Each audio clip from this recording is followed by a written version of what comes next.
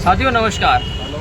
आपको एक बात बता देता हूँ, राहुल गांधी जो अध्यक्ष हैं भारतीय राष्ट्रीय कांग्रेस के, राहुल गांधी जी ने कहा था कि जो मिस इंडिया चैंपियनशिप होती है उसके अंदर जो है उसके अंदर भी रिजर्वेशन होना चाहिए, उसके अंदर भी दलितों को जगह मिलनी चाहिए या फिर सभी को, बैकवर्ड वालों को भी उसके अंदर रिजर्वेशन मिलनी चाहिए। उन्होंने तंज कसा था भारतीय जनता पार्टी, तो उसके जवाब में बीजेपी ने अपना आंसर किया है। BJP answer to Rahul Gandhi question that there should be reservation in Miss India contest, या जो महिला कॉन्टेस्ट होता है उसमें रिजर्वेशन होना चाहिए। हर बिरादरी से आने वाली बेटियों को मिस इंडिया कॉन्टेस्ट के अंदर रिजर्वेशन मिलना चाहिए।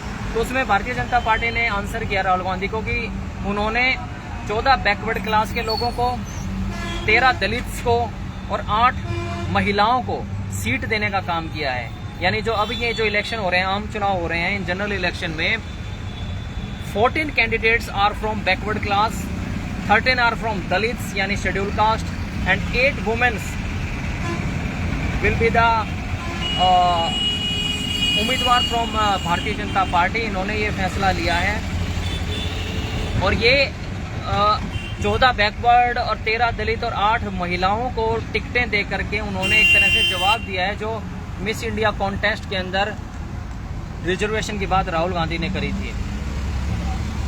तो इसका सीधा सीधा जो है कारण यही है कि भारतीय जनता पार्टी ने उस रिजर्वेशन को लेकर के कि महिलाओं, राहुल गांधी का कहना था कि महिलाओं को कम मान सम्मान मिलता है भारतीय जनता पार्टी में, तो इधर भारतीय जनता पार्टी ने 8 महिला उम्मीदवारों को मैदान में उतार दिया और साथ में ये जवाब दिया कि हमने 8 महिला उम्मीदवारों को हरियाणा प्रदेश में अभी तक टिकट दिए हैं और अभी तो 23 टिकट और बांटनी बाकी है, उनमें से भी 2-3 और दे सकते हैं।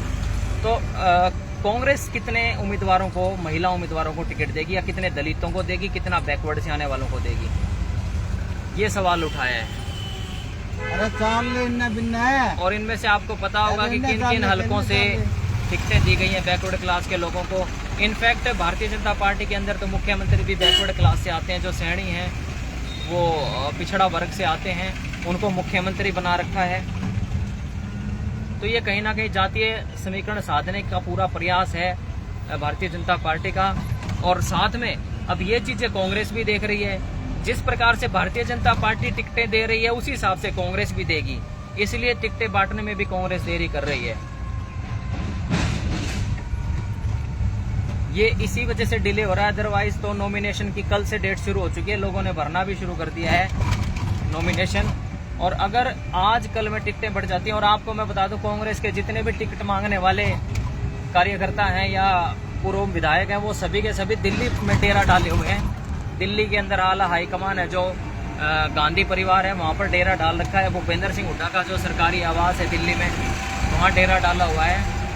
ये इसीलिए डेरा डाल रखा है, हमारे गुप्त सूत्रों ने हमें बताया कि जब तक टिकट फाइनलाइज नहीं होगी ये वहीं है पिछले 8-10 दिन से, जब से तारीखों की घोषणा हुई है। तो ये भी एक बड़े ही रोमांचकारी जो है मुकाबले की तैयारी हो रही है इस वक्त।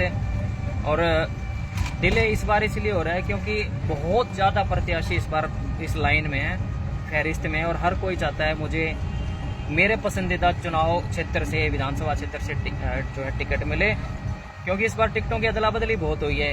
इवन भाजपा ने भी बहुत अदला बदली करी और कांग्रेस देखिए बताते हैं आपको, जैसे टिकट जारी होगी लाइव में आकर के बताएंगे कहाँ कहाँ से अदला बदली होगी। बाकी मैंने जैसा बताया, मिस इंडिया कॉन्टेस्ट के अंदर जो रिजर्वेशन की बात करें उसमें भारतीय जनता पार्टी ने 8 महिला उम्मीदवारों को टिकट दे करके एक तरह से जातीय समीकरण को साधने की कोशिश की है। धन्यवाद लाइव में जुड़ने के लिए, शुक्रिया। आप बताएं कमेंट में आपकी क्या राय है।